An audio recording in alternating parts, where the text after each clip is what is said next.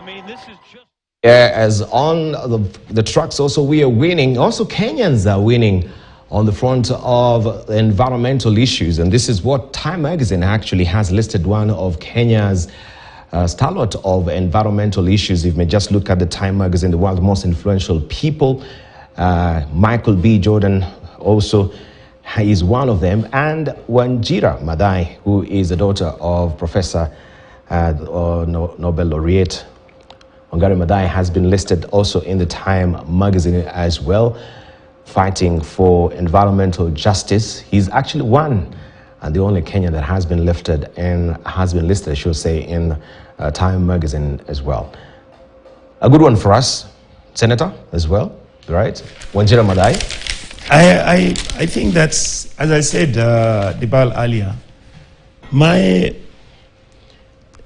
I think sometimes we've been navel gazing on Azimio and the demonstrations and there are a lot of good things that are actually happening around us that we don't really highlight like this. Let me tell you, we missed out. My thinking and my honest observation is that Kenyans never fail to amaze. Kenyans are always going for the stars. Kenyans always, they're working hard, they're trying their level best. Yes.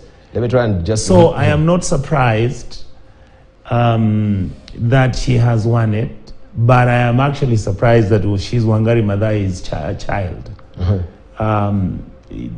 That is very interesting because I've known her as somebody who's very passionate about these environmental issues. I actually didn't link her with her mother.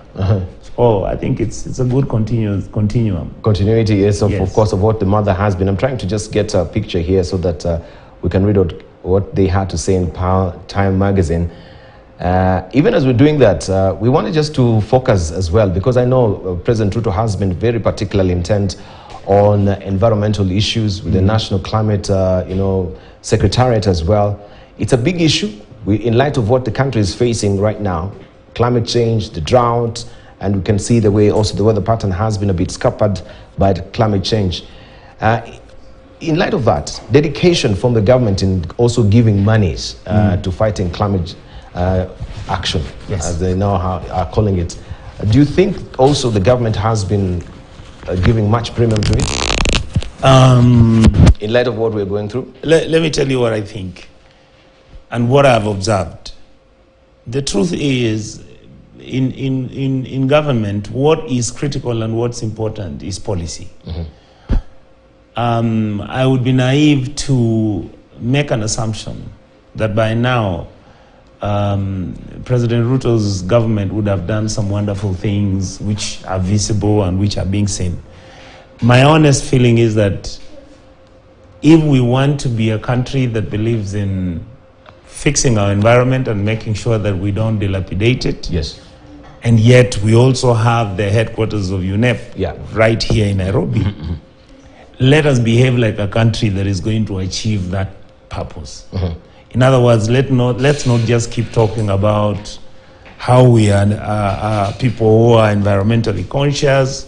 When it's a photo op, take pictures of 2-3 leaders planting trees, like this last weekend, and then next, after about maybe a month, do something small. Let us make sure that if we start from the grassroots. I remember when I was a very young child in my primary school, we used to plant trees. And we would go and we would be shown how to plant. We then would start putting the trees, the seedlings, into the little things. And all that kind of thing was creating the awareness to a child about the environment and all that. And yet, if you look at our legislation, people are still dumping sewage into rivers. If you look at our legislation, the county governments don't even have sewer systems. You don't have functional sanitary and water management systems that are functional. We are planting even the wrong type of trees. Like in Kisii, the problem we've got, the place is highly treed. I mean, I think we are at a cover of maybe even 10%. And yet, the trees we are using are blue gum. And blue gums are the ones that consume most water. All right, so why is it that Kisiis have planted blue gums? It's because blue gum have an economic value. So instead of the government beginning to tell our people that, for example, you can plant avocado, where you can get the avocado fruit and sell it, and you still enjoy the money, and yet Kisiis have refused to cut the blue gum. Yeah, because they are saying a blue gum takes maybe 4 years or 5 years. At the end of it, he chops it, and he makes his 200,000-300,000, and that's good enough. When you look at the economics of that, you don't understand it. It's quite a tricky balancing act. Yes, but it's government policy. It's government policy. Yeah, it's government policy. So I wanted just to show you that Wanjira Maathai and what Time Magazine had to say of her as well. Here is a picture. Oops, just lost it again. Let me try and retrieve it. That is Wanjira Maathai, restoring our world. Wanjira Maathai, it says here, fights for justice and future of Africa.